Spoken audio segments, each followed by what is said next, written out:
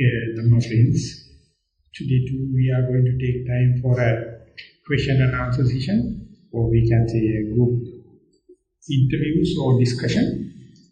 As usual, we will start the session with written questions and cordially invite, meanwhile, if anyone needs any further time for questions and statements, it's welcome. Anyway, we are going to start with the written question. I would like to invite Doctor to present questions, please. First question. Venerable Bhante, thank you for your explanation of autopiloting and how bodily pain is a nice reminder to be in the present moment. After listening to this yesterday, I noticed that my mindfulness during the sitting meditation improved. While I was in the autopilot mode, I noticed that my body was becoming more relaxed. My hands started drifting apart from each other, and I felt like I was being pulled to the right. I had no thoughts, only my observing mind was present. After the meditation, I felt a sense of happiness, and this lasted within me for a while. Do you have any advice for me? Thank you. Thero. Of course, this is a good news, glad to hear. But only thing is, you have to let it happen again and again to get the reconfirmation for you to have some kind of a mastery. And later you will understand the fear or uncertainty is the killer for our happiness. Whenever something happens, we develop antagonism, we develop reaction, we develop assuming, and therefore ultimately we never allow it to flourish. Whatever happening is for the utmost benefit for you. Whatever you do is a butcher, not killing.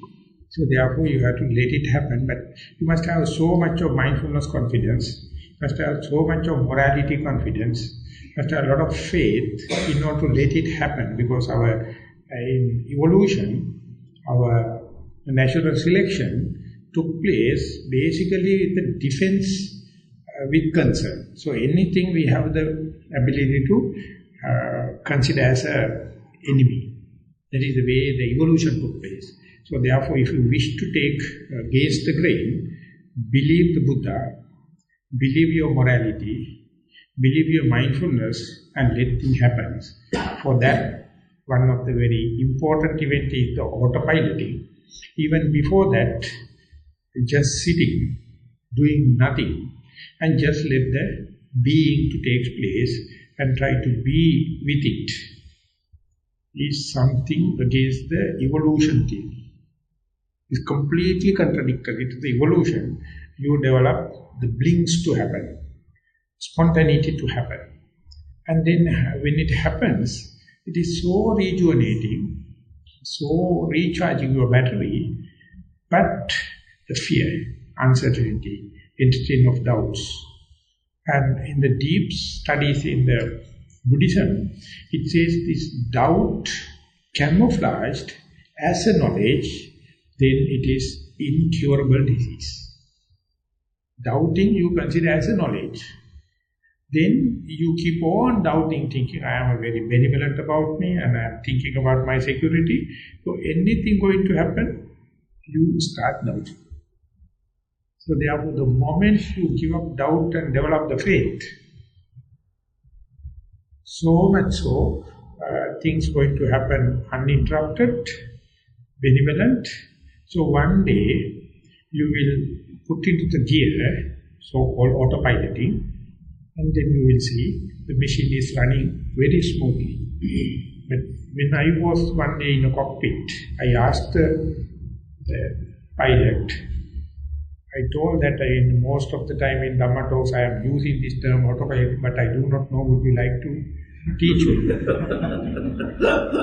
And he told, when they are very happy being a monk, you come to the cockpit and I ordered coffee and giving a seat for me, he teach me. He told, these are the 5 engines, so it is lever it with me, and this is my co-pilot, and this is being governed by 3 GPS, 4 computers. Each computer is handling and giving to the next computer, so therefore whatever the computer decided is 4 times filtered, 4 GPS available, and handwritten book is available, my experience is available. So we put it to the autopilot. Now machine is autopilot. So now to demonstrate, I will take it to my hand, he will switch off, and then he asked me to feel, plane is little jerking, and later again settled. Then he says, now I have to monitor all the screens, and then now we are about to reach Indian border. When we are taking off, it was 200,000 kilos. Now it has reduced to 135,000. And now we are going to reach this. So this is what happens. But no problem, you can put it to the autopiloting. He can put. But he told Bante, I would like to remind you, I am not a meditator, but I have to confess my wife is a meditator. So therefore she will be very happy to hear that you came to my cockpit, and I have one thing to teach you. That is, till the plane come up to the 100 meters, I can't put it to autopilot. Till that I am responsible. I am the captain. So I have to let the passengers and the crew take your own seat, belt, give me the support till it taken off up to the 100 meters, then only I can put. So till that autopiloting you can't. Therefore, whenever you do autopiloting, early part, you have to behave like a beginner. To start, you have to monitor and take up to the situation. There you can see, now it is time for autopiloting. No one can teach you when to put into autopiloting. If you put too early, the situation is more vulnerable, dangerous. If it is too late, unwanted tension, unwanted frustration can take place. So when and where the machine is ready, when to put into the autopiloting is, I would say, the maturity in your meditation. Other people, while it is running smoothly, you're going to walk your fingers and then the machine is going upset. Some people, with the yesterday's experience, right from the beginning, try to put autopiloting. Not possible. So therefore, it's a kind of a art in midst of science. So therefore, you must be scientific till the machine come up to the balance, or till the mindfulness come and take fair amount of control and take the body is giving the body knowledge support until the object of meditation become calming down situation and confidence has to come, then only you can put it to autopiloting. But very difficult to teach other, but you can just give the concept. But this kind of accounting or giving the experience is very, very encouraging for another person to, unknown person to get some practical clues. So that is one of the benefits in the interviews or discussions. You just present, which is correct or wrong, but you are true to type. You are talking about what happened to you, and therefore it is intrinsic, very relevant. So we can't ask this kind of thing from the Buddha. He is not meant to that. But we people striving has to share unconditionally, and maybe some mistakes, maybe some refinements we can do in time to come.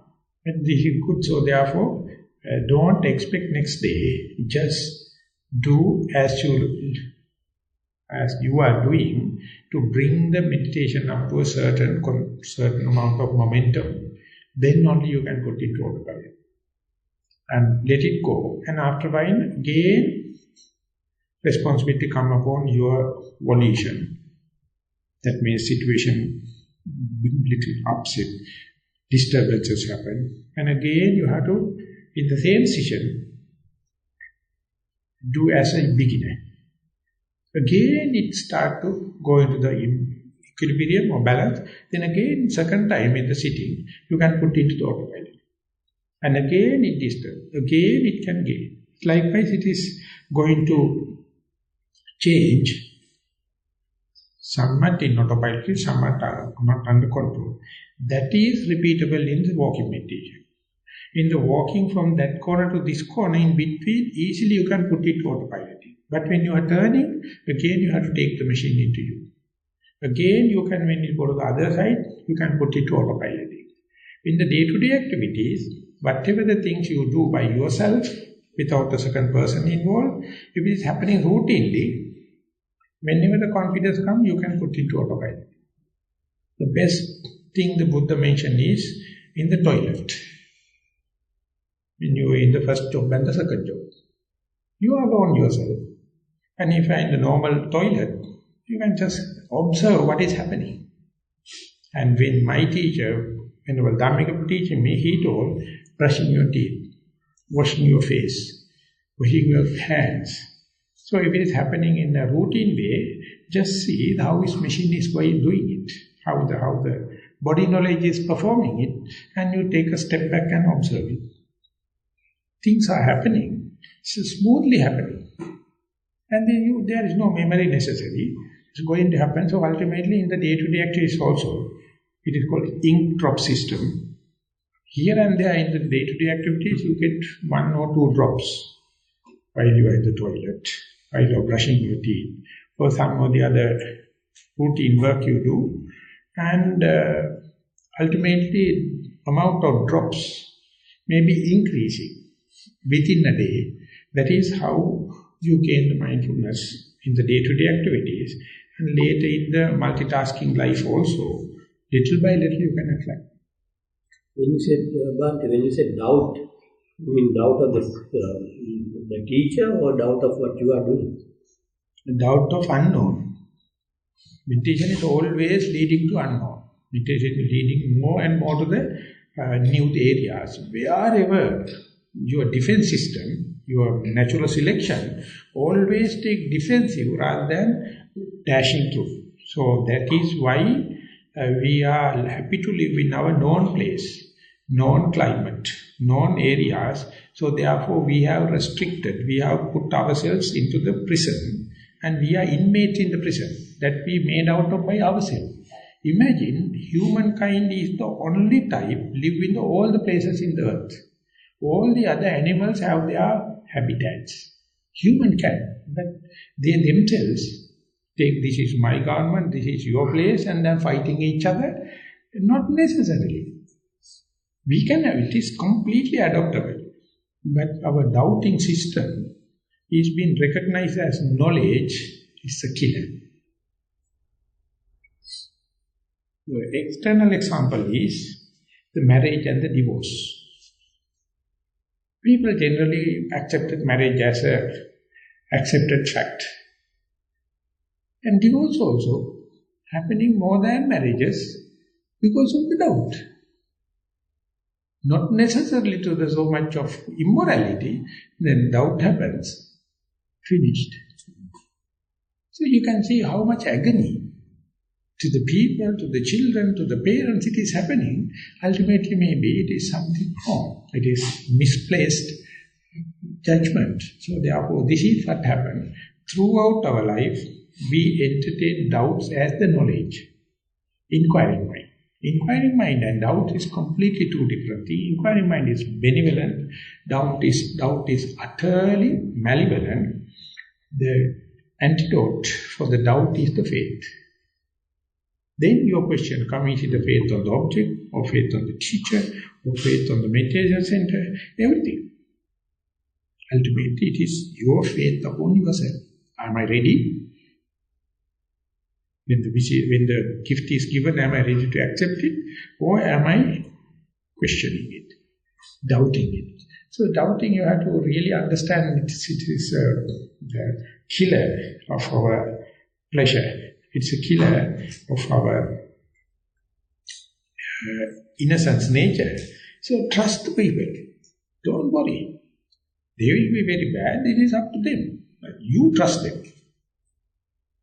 Only the dangerous being is the human, but the animals and trees, no problem, you can trust. They never do anything. Only the dangerous being is human. Tell them, I am sorry, I am trusting you. Then game is finished. In that sense, children are much better. They expect us the trust. We are the people imposing these unwanted doubts into them. So it's a crime. So whenever you see children, they are trusting each other, trusting everyone. They never worrying about even the fireplace or a serpent or never mind. Go and have the association. This is their nature. So we become more knowledgeable, more elderly, more assumed. The doubts or defense system is so barbaric, it is so butchered. That is what it happens. In meditation, among the meditation groups, the Buddha mentioned, Samagana Taposuko. Meditation is a hard task, but each and everyone is in harmony, it's a pleasure. Among the meditation groups, if everyone consider we as a fun family, as a one coherent group, then it's a pleasure to meditate in a group. Samagana Taposuko, my way of presenting is, whenever all the group come to the same idea, the Buddha appearing in the front. If we are not trusting each other, Buddha disappears, Dhamma disappears, Sangha disappears.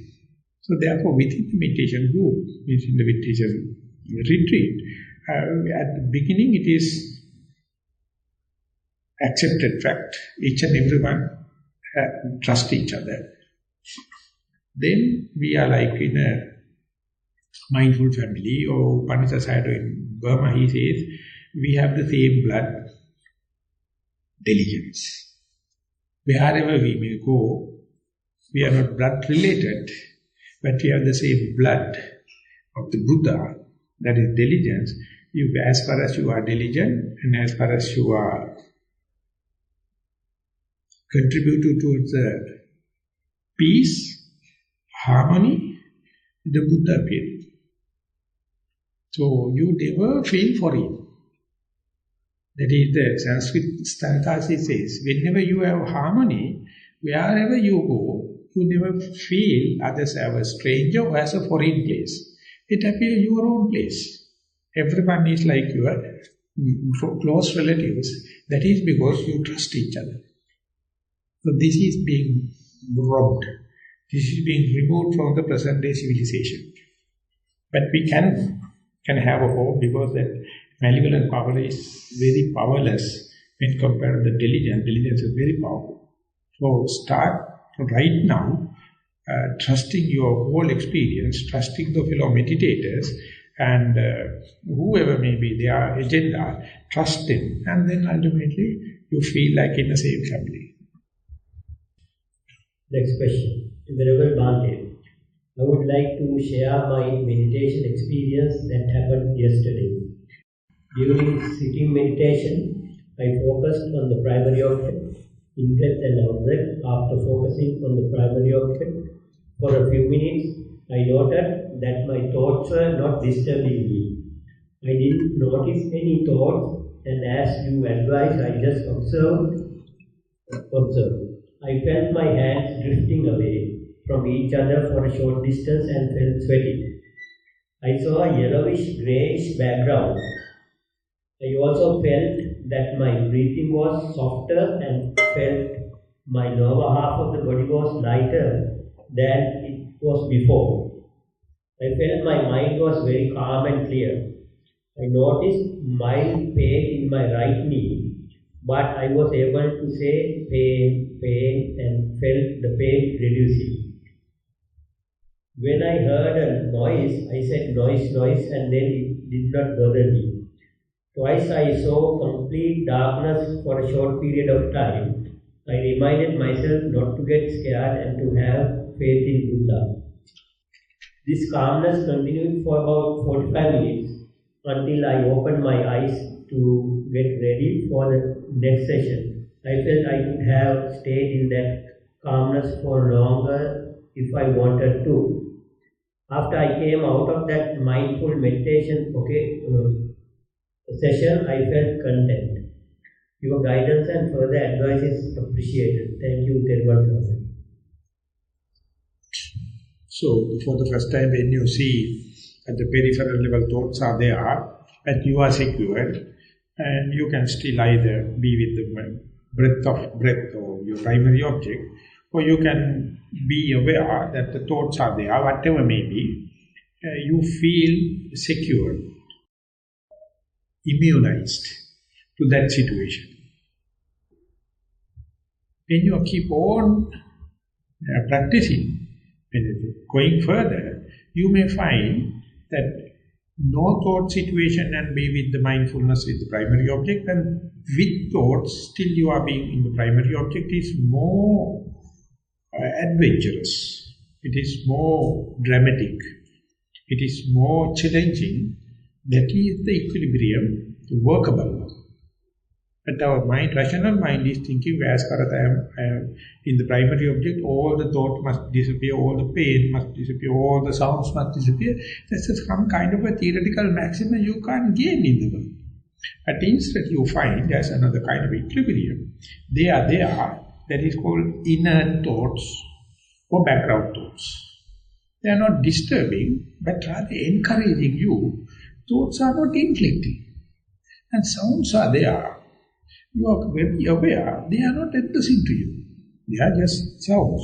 And some kind of pains are there, just indicating I am here, I am my being. They are not inflicting, up to a certain extent. So all these things make you here and now. And still you can be with the primary object due to your adverting of the mind. And later, the primary object will maybe completely disappear, or maybe soft. Maybe at the peripheral level, sounds, thoughts are there. Sometimes that is also not there. Likewise, not that distractions are reducing. The inflicting nature of the distractions are nullified. That is because of your perception. That perception is because of the preparedness. You go prepared, thoughts may come, never mind. Sound may come, I don't mind, because I have the primary object. And pains are there still. As much as possible I associate the primary object. And when you go prepared, they are not so inflicting. Preparedness is the what we call appamada or diligence. That is the only thought moment you are living. Other time you are cheating yourself.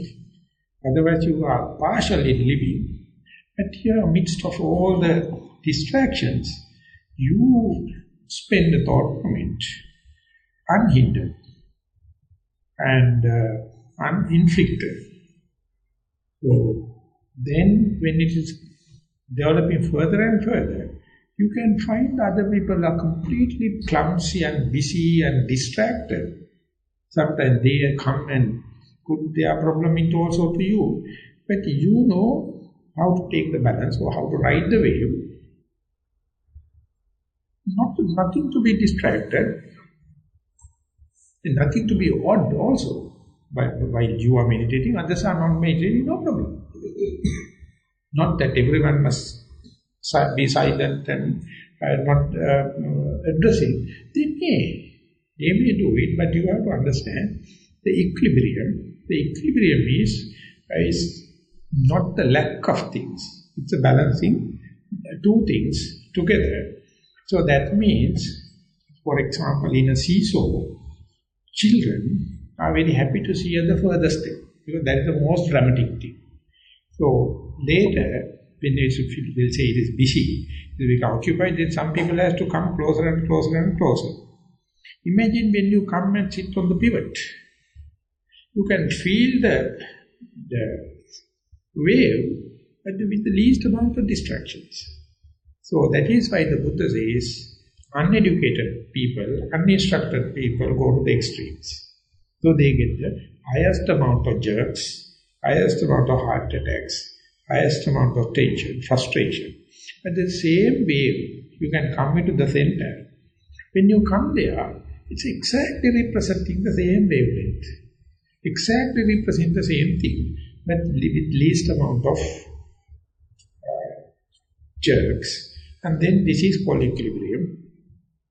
Then you will understand very nicely in the Sutta, Buddha says, whenever you come to the equilibrium, to the center, you may find you are sitting on the ignorance. The pivot is on the ignorance. Because you are not dramatic, you are not carried away by the waves. And then you come to the center, you find what an ignorance upon which now I am living, when compared to the enlightened beings. And then Buddha, to make you happy, he says, ignorance is settled upon the knowledge. So, we think ignorance and the knowledge is far apart, polar apart. No. Whenever you understand you are ignorant, that is your knowledge. It is your prime duty, how dramatic I am so far, to live in the farthest end. So due to so much of trial and error and knowledge and kind of thing, you little by little came into the center and you are equilibrium. Whenever you come to the equilibrium, whenever you come to the equanimous position, you understand magnanimity of the ignorance. You understand myself is congestion of agglomeration of ignorance. My conceit, my desire, myself means desire, conceit and the ego. Everything is agglomeration of the ignorance. That very understanding leads you to knowledge or liberation, because the ignorance is rest upon this knowledge. Or otherwise understanding how much ignorance in me, how much ignorant am I. Don't let others estimate, no one can. So you have to understand. To understand, you have to come to the center. Coming to the center is the what?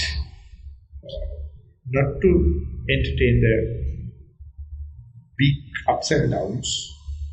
And the ups and downs are there. Many people are entertaining over there. In the same seesaw, you slowly come into the middle. Therefore, so much of distracting sounds are there. So much of thoughts are there. So much of pains are there. You take the pivot as your primary object, sitting posture, or the breath, or rising and whatever may be, something verifiable, physical object. And when you be completely with it, you understand the magnanimity of the ignorance. How much I facilitate ignorance, how much I fertilize the ignorance. So there's no second person involved, I am the only person. And it is some other, one or the other, some or the other, it is something bearable. Whenever you try to cope up with that, that very understanding of your ignorance is what you call the knowledge. So that is in the Alayatana Vibhanga Sutta, in Majjhima Nikaya, very nicely, the Buddha is giving in a conical shape, the bigger circle, reducing to the one-pointedness, and at the one-pointedness, how the ignorance and the knowledge work together. So to come up to that level, you must learn the art not to get inflicted by these sounds and the thoughts and the pains. When it is happening, facilitate it. And it is like you get the immunity. You get a vaccine and you go to the contagious place, but you know, lot of germs are there, but you are with antibodies. You are with the immunity, so therefore you have no fear. You can work with them. Likewise, whenever you go to the situation, phenomena, together with mindfulness, and you pass trial and error, it helps like a guardian or protector. So these are the early signs to say that your immunity is increasing, your resistance power is increasing, your tolerance is increasing, and that unless otherwise you do yourself through trial and error, there is no other way to find an alternative for that. So therefore each and every distraction is a blessing in disguise if you know how to tackle it.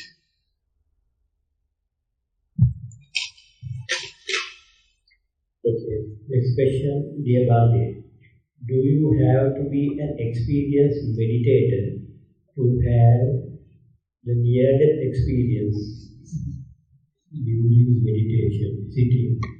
Can a novice meditator proceed before she has mindfulness? Thank you. That's a very famous joke in Sri Lanka. Burmese people only found it out. Anyone died, we put Nivan Sapalabeva.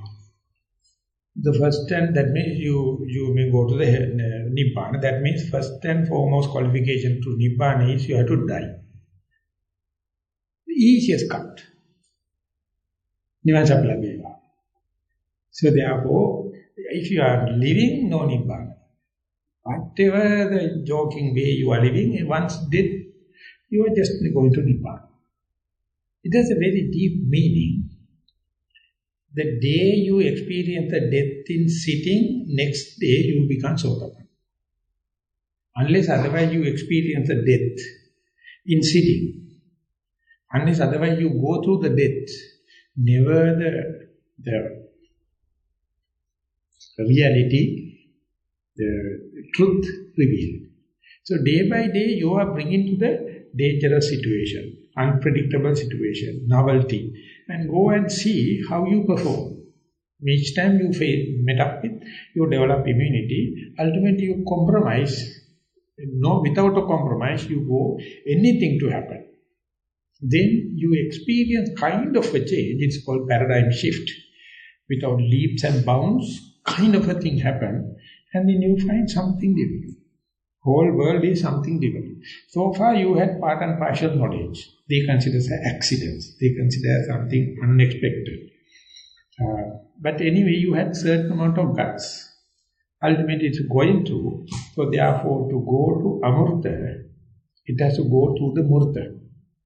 Amurta means the Nibbana, Murta means the death. Unless, if you have any fear, if you have any unwelcoming idea of the death, that means you are not qualified to become enlightened. Very difficult. Very, very difficult. So slowly you have to give. The day you give up, and not only just by mental, psychological giving, you have to understand, early part in the sitting, you find your lower part of the body you can't feel, still never mind, upper part is there, breath is there, so you can go. Sometimes you feel the chest also not there, only the head is floating. And never mind. When you get up, at least go home, at least you have the head. And sometimes you find the left side is there, not the right side. And hand is not there. Slowly you start, and each time, and you become doubtful, is it mystic or realistic? Mystic or realistic? And ultimately, going one day, slowly you feel the wave start from the toe and coming up there, the full upsurge telling that disappearance is appearing. Ultimately you know more, but still you are not shaken. And then you find that everything happens, reoccurrence, but you know you are no more the same. You are like looking from outside. So far you have subjective view, and then objective view can happen. So when such a thing, that so much this body is important, so much is our attachment to the body important, with respect to the mindfulness, you have to look. For example, you see the Arthur C. Clarke, he invented the satellite, and satellite is a projection or a property, some material thing, reflector, sent to the orbit, and it is rotating in such a way, it is keeping the relationship with the earth. Ultimately, when you send a wave to the satellite, it returns to the earth. Then through that wave, you can see the earth. That is how the GPS is working now. So when you look at the earth by normal eyes, nothing. But when you look at through the satellite, completely different thing. So mindfulness is the satellite. First you have to send the satellite and keep the relationship with the satellite in the given distance. And once in a way, your waves go to the mindfulness and come back, reflect back. How do I relate with my body? How do I relate with my likings and dislikings? How do I relate with my normal reactions? How do I relate with my personality traits? So when the second person or external view going to happen, you will feel like you are living with Buddha. Your own reflection appear like not a direct touch. It's a kind of a reflector from the satellite. So that satellite, when it is fixing, very difficult. Once fixed, you can see from that viewpoint, and you can see yourself as a second person. You can let yourself walking and you can observe. You can let yourself sit and you can observe. Let yourself fight with another person and you can observe. You don't believe. You never believe that you can fight with another person and still look at you. But the kind of that drama is so realistic. You must get Oscar, this thing. How do you call it? Gift. Your action is so realistic. You are still fighting with that person, but with mindfulness. You never believe. Always you think mindfulness is cross-legged and keeping eyes closed and sitting. Nonsense. Nonsense. Anything, once it is started from there, let anything happen. Mindful can accommodate anything. And you can love with someone, fight with someone, still you can be aware. Then only you feel your full life. And that means you are looking yourself through a satellite. So when it is happening, that you can imagine how other people are looking at you. And you can see other people, why they are behaving like that. Because my experience, I can understand why it is happening like that. Because you have not rejected anything. Your totality you know. With that you can understand why the other person is. It is just a deductive knowledge, inferential knowledge. But unless otherwise meditate, you refuse more than 50% of your behavior, calling it is a taboo or calling it is unjustifiable. So therefore you never see things as they are. You see what you like to see. Let things happen. Mindfulness is the reflector, mindfulness is the satellite, and it is universal one. Through that you can understand the living thing, non-living thing and everything. So therefore first and foremost is to be aware of your body, and it is showing so much of mysteries in sitting posture itself, and sometimes walking. And you must be like adventurous, like a scout and girl guide. Let them happen. Let it be under light of mindfulness. And then you will see you are just like a child, letting things to happen with the light of mindfulness. So everything happening is teaching you something. So therefore that is why I like this residential retreat. Whenever it is passing 7, 8, 9 days, then the momentum starts. Then it is catching. Otherwise you are accumulating something and you drop it. 3 days time you are just coming to the acclimatization and seasoning, and then next day again thinking about going back. Still maybe you are thinking about going back, but mind you 2 days away. I had to put everything into the pressure cooker and close it and let it boil. There should not have any way out. Then it is boiling up to the last breath. Otherwise boiling is not uniform. How do you know that when your mindfulness is fully and completely established? You know you are no more then. Things are happening. Things are happening unhindered. Things are happening, still you have your share like a distant observer. You know how to not to manipulate. You know the art of letting go. You are fully aware. Just like you are in the gallery and parliament fighting is happening. In the parliament they are debating. You are in the gallery. Live. Just like you can have the full observer's attitude and emotionally getting a distance. And mindfulness take complete care. Is that like in Arhanji? These are the glimpses. And whenever it is becoming the Aryan world, you have the mastery of it. At the beginning it is happening in the accidental way. Occasionally you feel it, but even you doubt. But later you have to listen to the Dhamma talk and let it happen. It is not a doubt, it is a gift. It's an endowment. Facilitated. Facilitate means loving danger, loving adventures. Without danger, what a life? Useless. When everything is fixed, you are dead. If everything is protected and meals are ready and everything is ready, then what is the life? Nothing.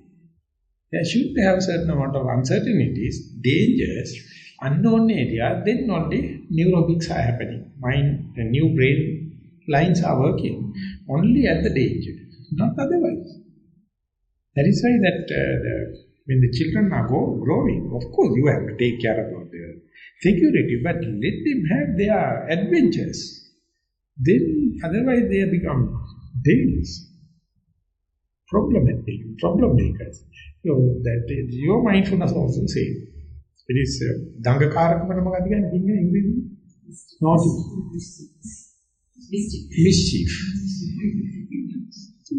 The children have their own mischief. That if the parents are going to put into their stereotype situation, I think it is too much pruning. Let the plant to grow. And in the meditation also, the mindfulness is another birth, the beginner. Let it grow, and occasionally it is doing all the kind of mischiefs, up to any naughty things. Go little by little, come back again. And then you can understand that earlier you doubt, earlier you think it is an accident or mishap. But later you understand, no, it is a result of your meditation. And such a thing happens when and where, only when and where lack of defilements. Defilements are reducing. That is why mind gets such kind of a release. Later you appreciate, you facilitate it. Sometimes you can interpret terms and conditions. Take it under control. Then you can claim as you as an Allah. Last question. Dear Bhante, what is mindfulness without object? So that this particular person I have to take to the court.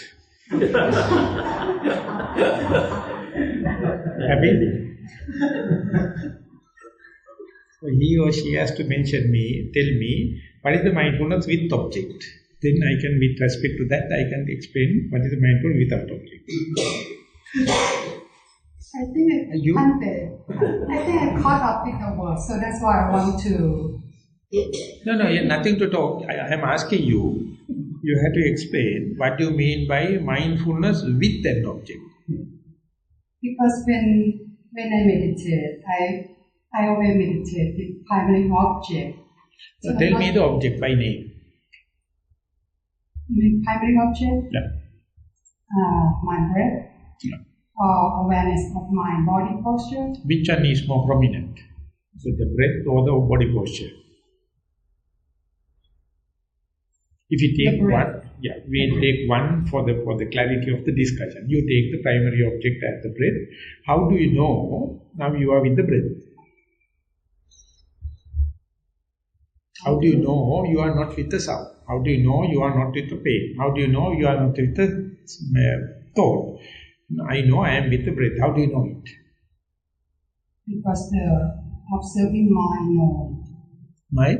The mind knows that breathe it in or breathe it out. What is your experience? What is your experience when and where you are confronted with the breath?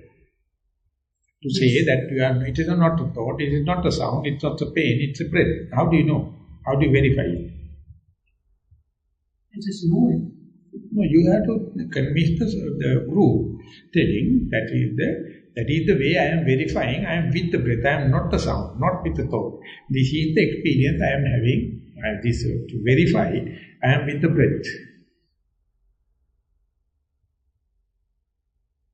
I'm not sure I can explain that. It's just, how do you know with the breath? Because my mind observe.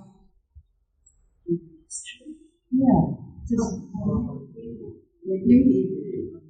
your mind go with the breath. Go out with the breath, go in with the breath. I will simply, humbly ask, how do you know your mind is not going with the thought? not going with the pain, not going with the sound. Now, how can you confirm, how can you verify to say, no, I am sure it is not the thought, it is not sound, it's a breath. What is the symptom, what is the sign? I can go to the court with you.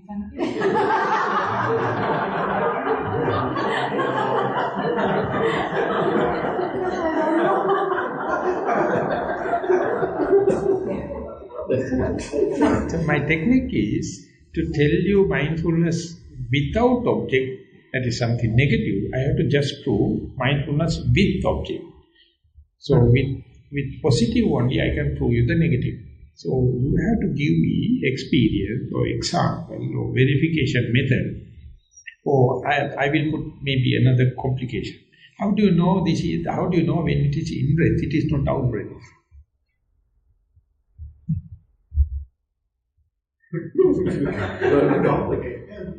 I mean, is it impossible for you to understand this is in breath, not out breath?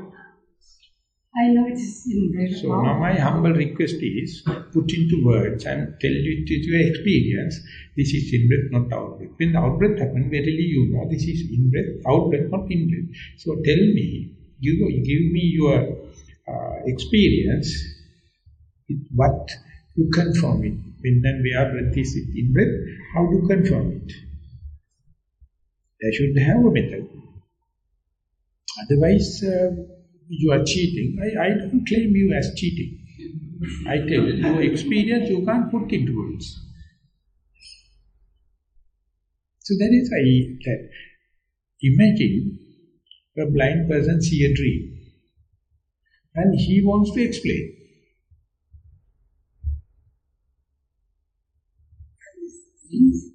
Usually blind person, he do not know how to relate with the symbols.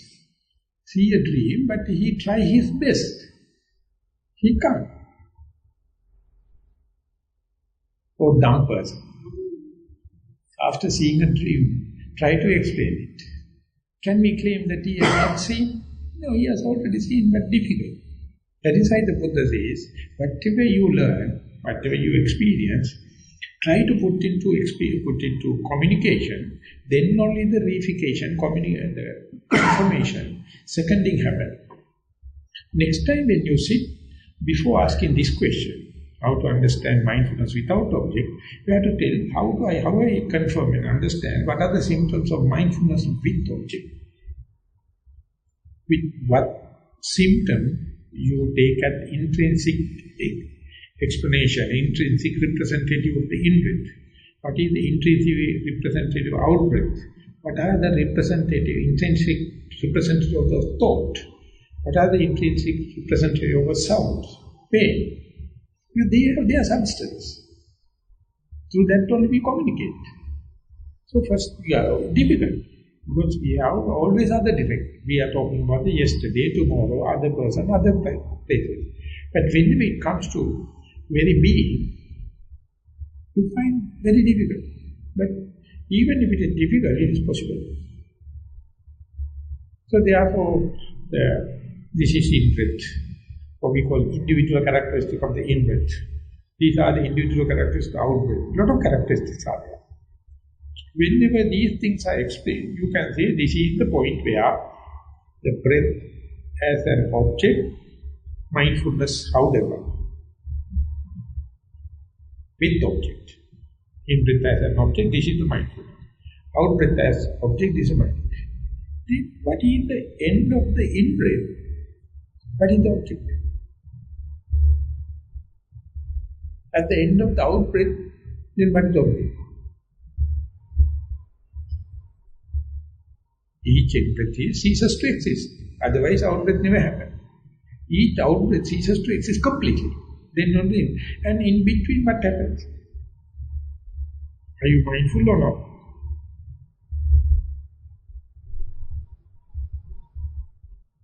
So that is your experiment. Next day, when you go there, don't tell that I am mindful in the in-breath. Just ask, how do I know this is in-breath, not out-breath? This is out-breath, not in-breath. Once that is discriminated, see how in-breath to out-breath going, always it is undergoing a nothingness. That is the point we missed through so far. That is why we are asking question, how mindfulness can live without an object. So this is the point you have to look at. Understood? So, a couple questions. The first one was about what you were talking about before you directed the question before this one.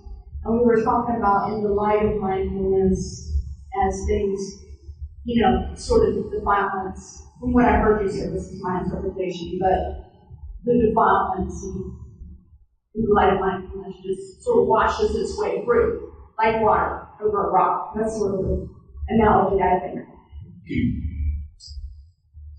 So this may be a lot like my other question that I had the other day, because I'm starting to see that already. But so, is that where faith comes in? Is that the thought is that eventually the self becomes so porous after that, in the light of mindfulness, as since all of it arises, you know, you would just allow it. You have faith, you just allow it to come through.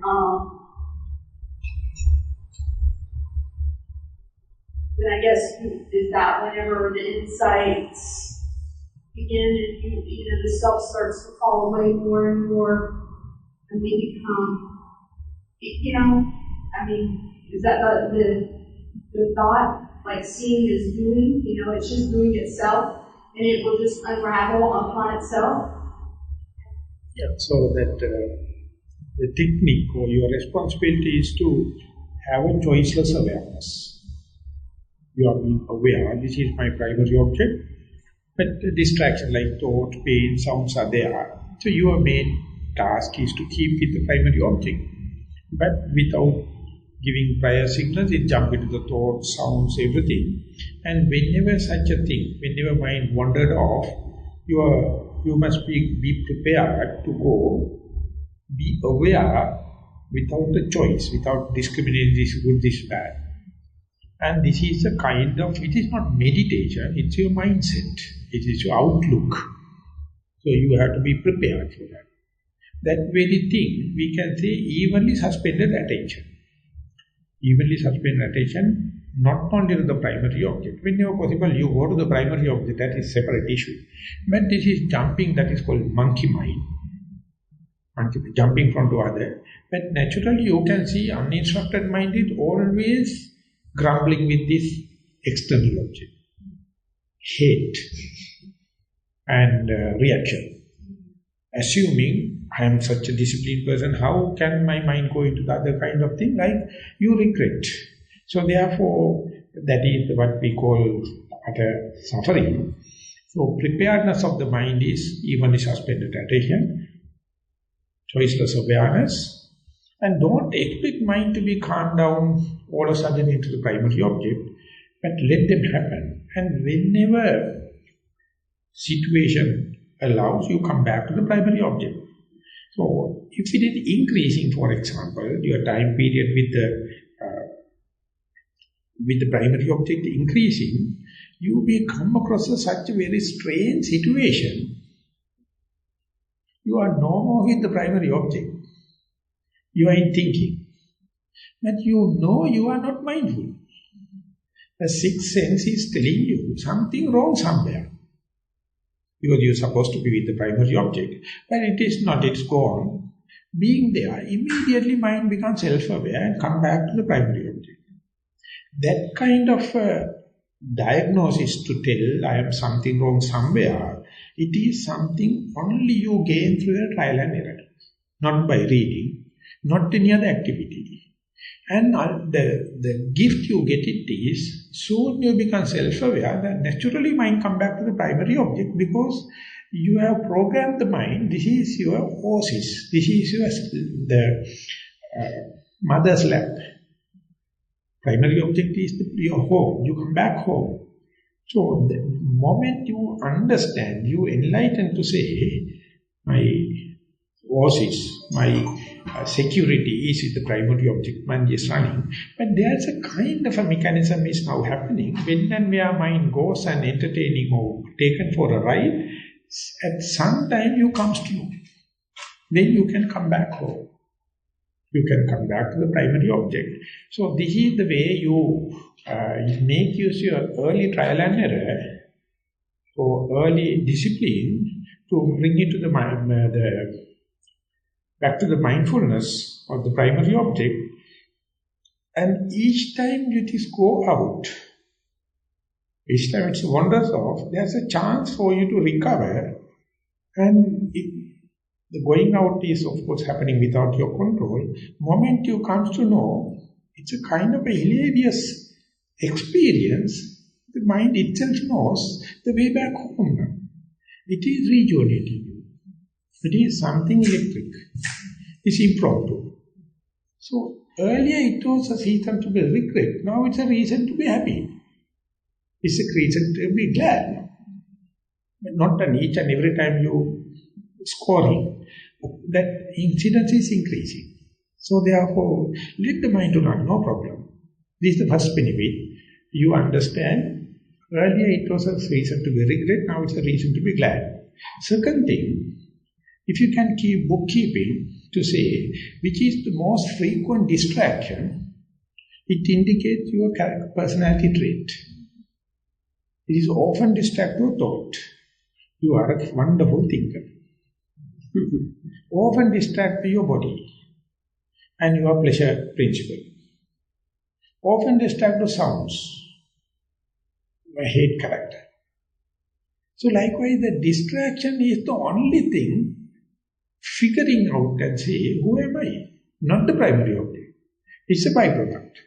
So therefore, there again, you never suppress the depression, the distraction. You keep the book to say, out of the 10 times of outgoing, how many sounds distractions, how many thought distractions, how many pain distractions. Now you are looking at the distraction as raw materials, assets, not as enemies. Your outlook is changing. So this is the way the positivity come into being. It's a kind of loving kindness. Very practical, very pragmatic.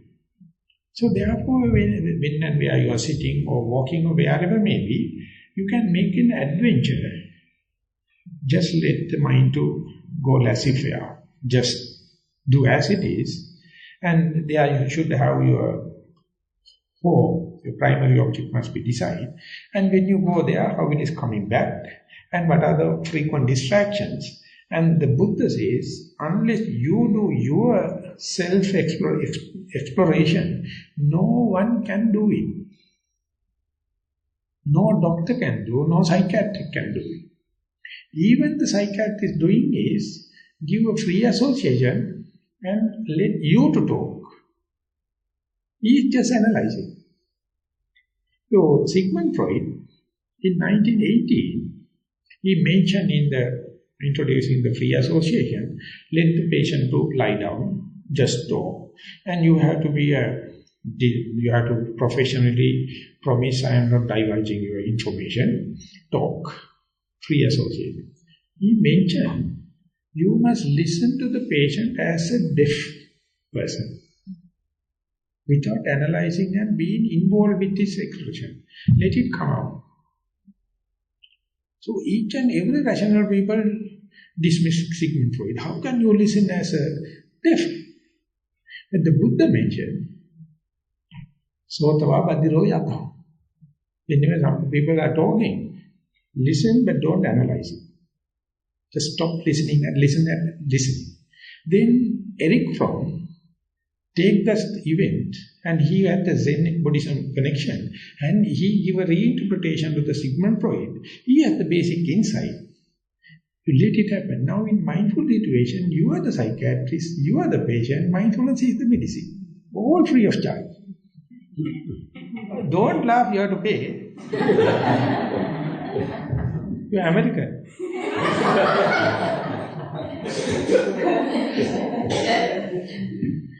You see the circle becoming complete. Mindfulness is the medicine. You are the psychiatrist. You are the patient. Free association happens. That means choiceless awareness. Or evenly suspended attention. So when it happens, you see, each and every mistake is indicate your early habits, your early likings and dislikings, values, personality. Every peck is representative. So far you were throwing them away, telling that's a wastage of time, they are outgoing and daydreaming and all the kind of things. No, when the mindfulness come, the things are get aligned, each and everything is teaching. And not only that, when you further go there, when some person is going to talk to you, the way his manners and everything is such a big university. It's such a big word. University, so much of information. Any other person, because he is not the person talking. His habits, his personality, his assumed personality, he also do not know. I mean, innocent fellow. So once you straighten your this thing, then you can associate any person, no problem. No one can cheat you because each and everyone do not know if they have a real personality. They are always working with assumed personality. So therefore you have to understand, whenever I am in a society, what much acting I am doing, what much show off I am doing, face lifting I am doing. So I am cheating to myself. So that is why Buddha says, for the experiment you go to solitude. Don't have any association. Even this, it is not for socialization. And let understand how much is the reality, how much is the assumed personality. And then once that is sorted out, little bit, not totally, then easily you can apply to the other places. So it is growing, no limits. No limits. But just like this mindfulness, there are other factors like faith, energy, concentration, wisdom. Not a single thing is so in a balance. They are not going to give so much of a revelation, so much of a explanation in the comprehensive way and a healthy way. Mindfulness is the only one, supported by the faith, the energy, concentration of this thing, and no limits. Keep on going on. Thanks, because we're a little past, is it okay? We're a little past the time. So I lived for about 7 years, sort of in halfway isolation, in a Western type communal setting. And, and then I came back out in the world. I'm a clinical social worker, so, I work out in the field with the dying. But this is something that I noticed. So most of the time when I start out fresh, especially in the beginning of the week, like this week at their meeting here, I'm fresh, I'm very concentrated, very mindful. My days go very long sometimes, so I'm out in other people's families. And sometimes it's like the system just starts to shut down. And it's like I don't even want to hear. It's almost like I feel like I'm being drawn back in. My attention is like, come home. Yeah, you get exhausted. Yeah. So therefore you must know the limits. How much you charge the battery, according to the self-starter is working. If the battery discharge, self-starter will not work. So therefore you must have your own spiritual transaction or the taking and going out.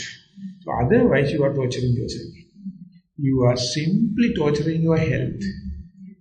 So always you have to recuperate it, reimburse it, recharge it. And for that you can't ask support from the other party. You are completely uncertain. So you have to fully be self-compassionate, fully charged, and then only you can do it. And in the Bible, it says one day a lady with a leper, go and touch the cloak of the Jesus. And Jesus immediately says, I feel the draining of my healing power. Who touched my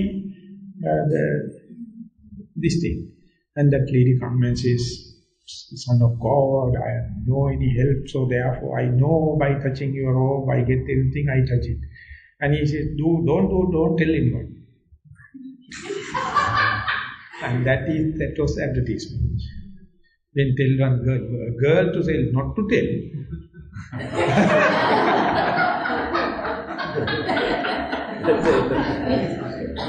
That's the biggest way to advertise.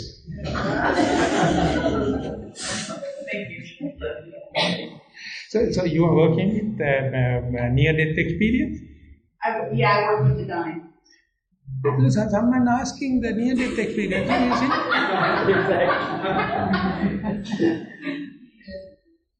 I am reading at the rate now.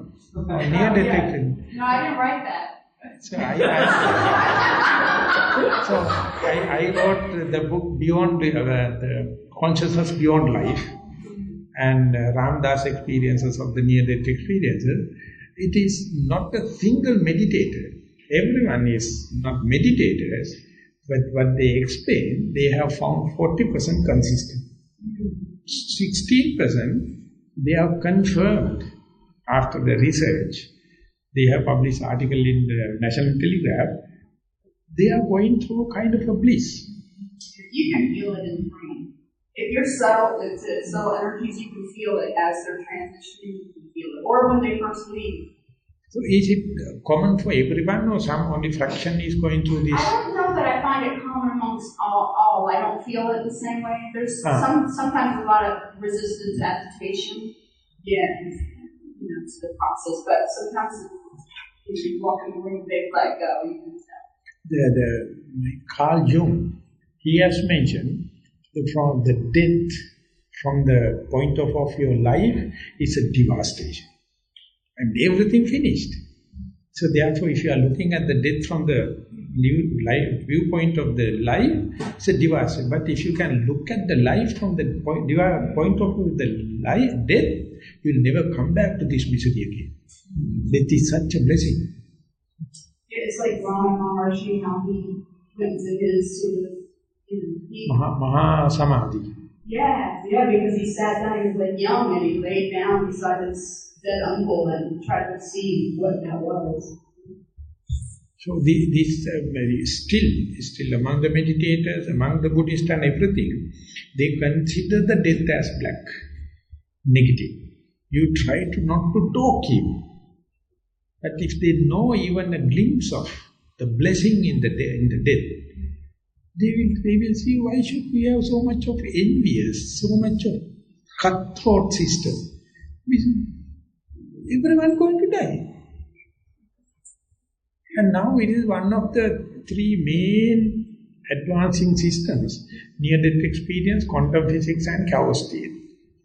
The near-death experience it's a endless game. It might be a blessing if you are living, but dying, the process of dying is not fun. That's what No, not necessary. I have a book, I don't know whether she would have Dying to be Me. What is that book, Chanda? Dying to be Me.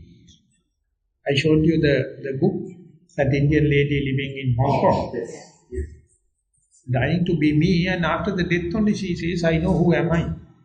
And dying process, 90% devastated with the cancer, but she is fully mindful that you are not like your hallucination.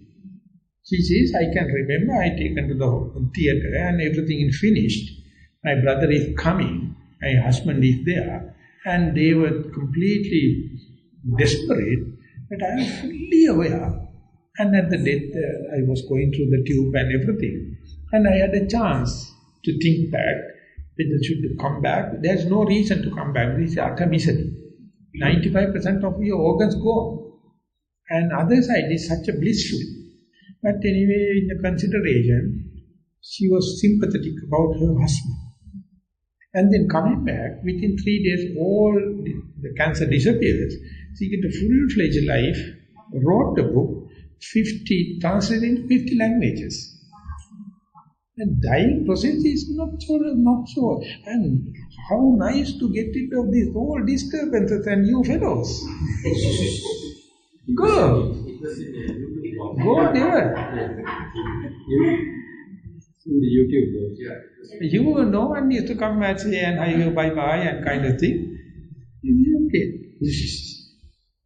You can't think about the life from the viewpoint of the dead.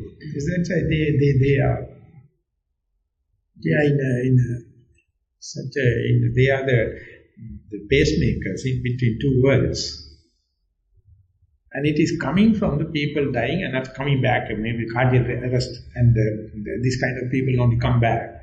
And there's so much of books, and I can add, there are 3 characteristics come into being if you go into the near death and come back. One thing, you will never do self-cursing. Self-cursing, not finding fault with oneself. Second thing, you will never give up learning. Keep on learning, whatever the age, never mind, you can't give up. You never hate a living being then. Never. Because these 3 characteristics are coming once you go through this experience, and if you come back, that is called near-death experience, this is self-love, ever educating. Never think I am too old, that kind of thing, and never look down living beings. So they become human. You have to be human, but to pass through this exam. That is what happened in the meditation. You are killing little by little. Killing little by little, and each time you come back desperately, no, I will give up and go. But next day again you feel like go little further.